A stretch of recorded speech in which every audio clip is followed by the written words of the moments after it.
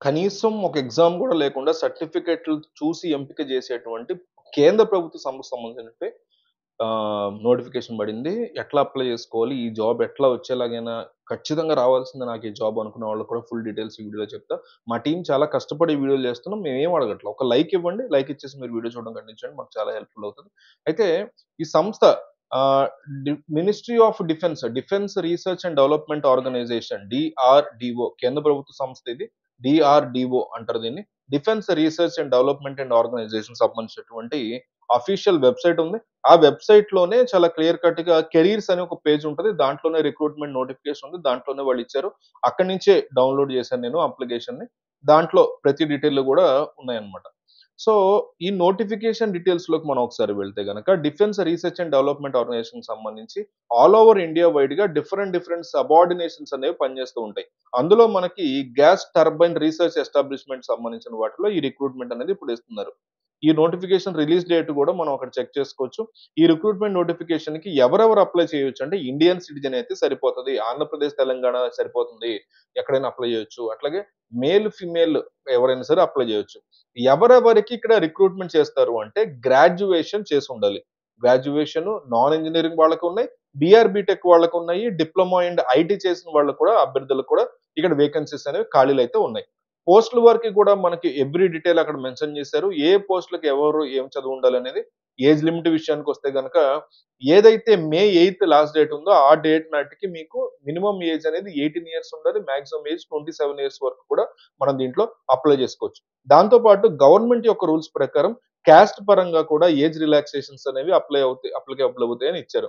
So, vacancy details గనుక మనం జాగ్రత్తగా చూస్తే ఇంజినీరింగ్ పాస్డ్ ఔట్స్ ఎవరైతే ఉంటారో గ్రాడ్యుయేషన్ సంబంధించి వాళ్ళకొచ్చేసి 75 ఉన్నాయి. నార్మల్ గ్రాడ్యుయేషన్ డిగ్రీ వాళ్ళకొచ్చి 30 వేకెన్సీస్ ఉన్నాయి. డిప్లొమా వాళ్ళకొచ్చేసి 20 ఉన్నాయి. ఐటీఐ క్యాండిడేట్స్‌కి 25 ఉన్నాయి.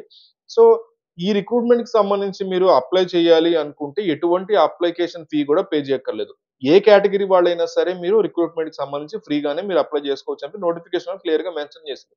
సో, దాని గురించి మనం కంగారు పడక్కర్లేదు. డబ్బుల పరంగా, అప్లికేషన్ ఫీస్ పరంగా. ఏదైతే రిక్రూట్‌మెంట్‌కి ఎంపిక అవుతామో, ఆ ఎంపికైనటువంటి క్యాండిడేట్స్‌కి మనకి ట్రైనింగ్ అనేది ప్రొవైడ్ చేస్తారు.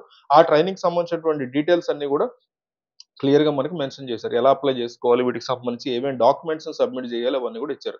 సో, 9థ్ ఏప్రిల్ నుంచి అప్లికేషన్ ప్రాసెస్ అనేది మనకు స్టార్ట్ అయింది. 8థ్ మే వరకు ఆన్‌లైన్‌లో అప్లై చేయాలి. షార్ట్ లిస్ట్ అయినటువంటి క్యాండిడేట్స్‌కి సంబంధించినటువంటి లిస్ట్ అనేది 23 మేన ఆ వెబ్‌సైట్‌లో పెడతారు. సెలెక్ట్ అయినటువంటి వాళ్ళొచ్చి 6థ్ జూన్‌లో మీరు జాయిన్ అవ్వాల్సినటువంటి పరిస్థితి ఉంటది. ఈ విధంగా డీటెయిల్స్ అన్నీ గూడా నోటిఫికేషన్‌లో మనకి ప్రొవైడ్ చేశారు. అలాగే ఆఫ్‌లైన్‌లో అప్లికేషన్ ఫార్మ్ సంబంధించినటువంటి నోటిఫికేషన్స్ కూడా వీళ్ళు ప్రొవైడ్ చేస్తారు. ఆన్‌లైన్‌లోనే అప్లై చేయాలి. కాకపోతే ఆఫ్‌లైన్ అప్లికేషన్ ఫార్మ్స్ అన్నీ కూడా ఇవ్వడం జరిగింది. దాని గురించి కూడా క్లియర్ కట్‌గా ఇచ్చాం కాబట్టి కంప్లీట్‌గా వీడియో చూస్తే మనకు అర్థమవుతది. స్కిప్ చేస్తే మాత్రం మనకు అర్థం కాదు వీడియో. కాబట్టి ఓపికగా చూడండి. పైనకి మీరు స్క్రోల్ చేస్తే రిక్రూట్‌మెంట్ నోటిఫికేషన్ సంబంధించిన డీటెయిల్స్ అన్నీ కూడా వాళ్ళు ప్రొవైడ్ చేశారు. ఈ పోస్ట్‌లకి సంబంధించి ఏదైతే ఎలిజిబిలిటీ ఉందో ఆ ఎలిజిబిలిటీకి సంబంధించి మనం చూద్దాం.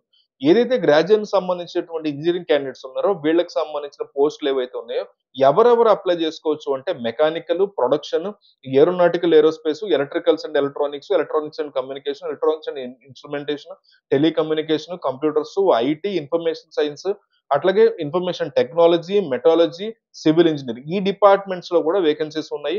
సంబంధిత డిపార్ట్‌మెంట్స్‌లో మీరు బీటెక్ పాస్ అయితే సరిపోతుంది. ఎటువంటి ఎక్స్‌పీరియన్స్ అవసరం లేదు. ఫ్రెషర్స్ అప్లై చేయొచ్చు. బీకామ్, బీఎస్సీ, బీసీఏ, బీబీఏ ఈ క్వాలిఫికేషన్ ఉన్న వాళ్ళకి కూడా వేకెన్సీస్ ఉన్నాయి. అలాగే డిప్లొమా వాళ్ళకొచ్చేసేమో mechanical, production tool, electrical, electronics ఇలా ప్రతి దాంట్లో కూడా సెపరేట్‌గా వాళ్ళు లిస్ట్ అనేది ఇవ్వడం జరిగింది. ఒకసారి మీ నోటిఫికేషన్ చెక్ చేసుకోండి. మీకు ప్రతి డీటెయిల్ ఇచ్చారు వాళ్ళు. దాని ప్రకారం మీరు అప్లై చేసుకోవచ్చు.